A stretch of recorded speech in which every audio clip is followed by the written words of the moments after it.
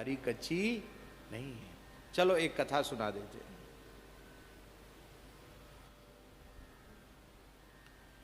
उड़ीसा में, आज जगन्नाथ जी की तिथि इसलिए सुना देते हैं। उड़ीसा प्रदेश में पंच सखा हुए हैं। पंच सखा हुए ना, बहुत सिद्ध कोटि के भक्त।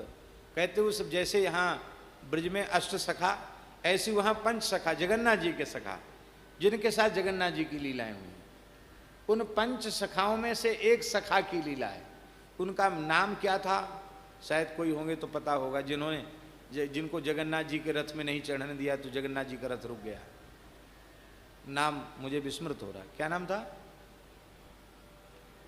बलराम दास जी। हाँ, नाम तो हमको भी ऐसे ही लग रहा था, बलराम दास जी। जगन्नाथ जी के सखा थे, जगन्नाथ जी को रिझाते थे। पर ठाकुर जी का आश्रित जीव अभिभूत नहीं होता विघ्नों से, ये हम कह रहे हैं, क्योंकि ठाकुर जी उसका कभी त्याग नहीं करते, दोष होने पर भी त्याग नहीं करते। तो श्री जगन्नाथ जी के यहाँ गुणगान करते थे। संगीत का बड़ा दिव्य गुण था उनमें, बलराम सखा में। वो पखावज भी बजाते थे, गाते भी बहुत अच्छा थे। एक जगन्नाथ जी के यहाँ नृत्य करने वाली देवी में उनकी आसक्ति हो गई। गाने बजाने में संपर्क हुआ और थोड़ी आसक्ति हो गई। आसक्ति हो गई, चित्त के संस्कार तो न जाने कितने जन्मों से आसक्त होने के बने हुए हैं, हो गई आसक्ति। थे भगवान के भक्त, आसक्ति हो गई। तो वे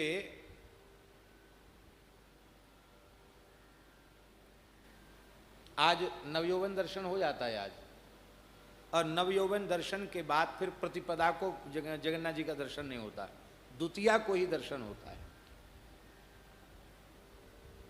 तो प्रतिपदा के दिन वे उस नर्तकी के आमंत्रण पर उसके यहां पहुंच गए।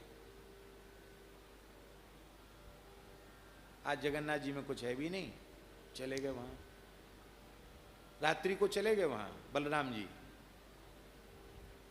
अब एक प्रकार से देखा जाए तो कितने बड़े पतन की बात है, वहां चले गए,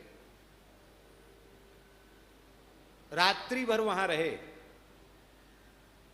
और ये भूल गए कि दूसरे दिन जगन्नाथ जी की रथ यात्रा है। उस नर्तकी का समागम भी किया उन्होंने, वे ही वस्त्र उनके थे, अशुद्ध वस्त्र थे, रति चिन्ह उन वस्त्रों पर बने हुए थे।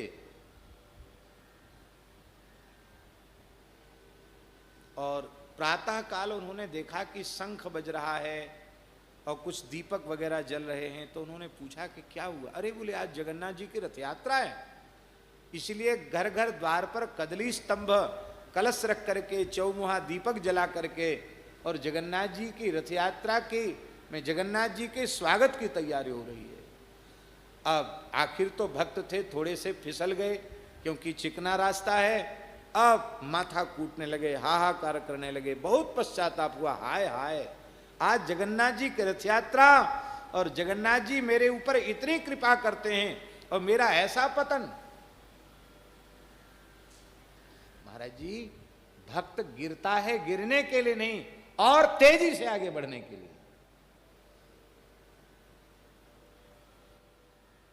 पर और किसी साधन का जो भगवान की शरणागति से अलग है, देवतांतर का आश्रय है, साधनांतर का आश्रय है, उसका साधन लेने वाला गिरता है तो उसको उठाने वाला कोई नहीं। पर भगवान के चरणों में जो समर्पित हो गया, वो गिरता है तो उसको उठाते हैं हमारे भगवान।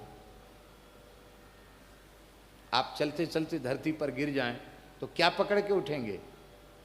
आसमान पकड़ के उठेंगे? धरती को ही पकड़ के उठेंगे।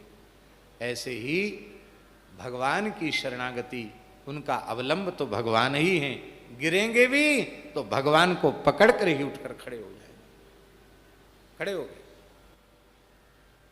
अब दौड़े, जगन्नाथ जी रथ में बैठ गए, पहुंडी हो गई, जगन्नाथ जी रथ में आकर विराज गए। ओ दौड़े व्याकुल होकर के, जगन्नाथ जी के सामने कीर्तन करते थे।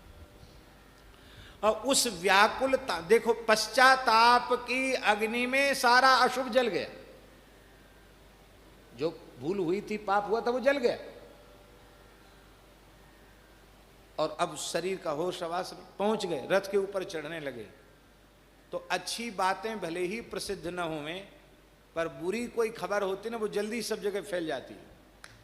तो जगन्नाथ जी में सब जगह पंडा पुजारियों के पास ऐसी खबरें पहले पहुंचती हैं, क्योंकि उनकी ठेकेदारी सबसे ज़्यादा होती है। अपने को सबसे अच्छा मानते हैं, बाकी सब खराब। तो सबके कानाफूसी हो गई थी कि वो तो इतना बड़ा भक्त बनता है, वो तो वहाँ गया है। अब वो आ गए और ऐसी रथ पर चढ़ना चाहते थे भावावेश में, बड़ी पिटाई हुई, बड़ी मार पड़ी।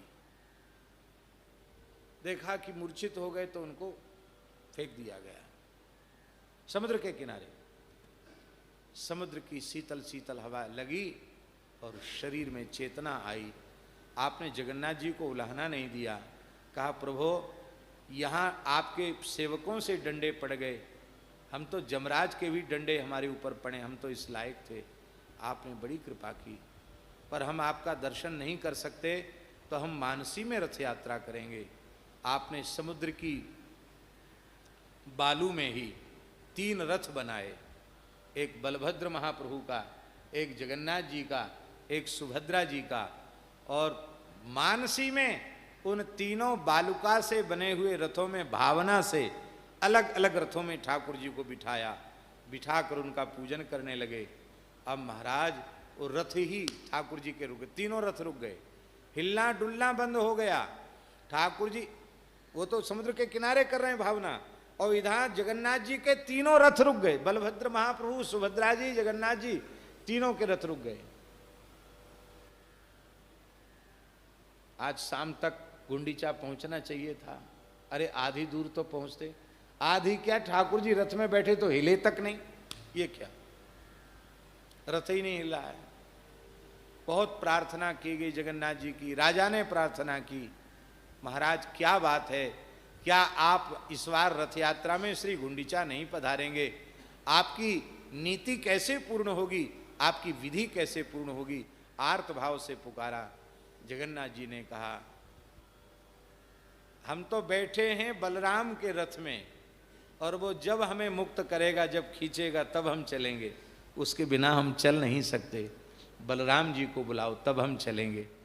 तब पालकी लेकर उनको लेकर के आए, और बलराम जी जब आए तब जगन्नाथ जी का रथ चला।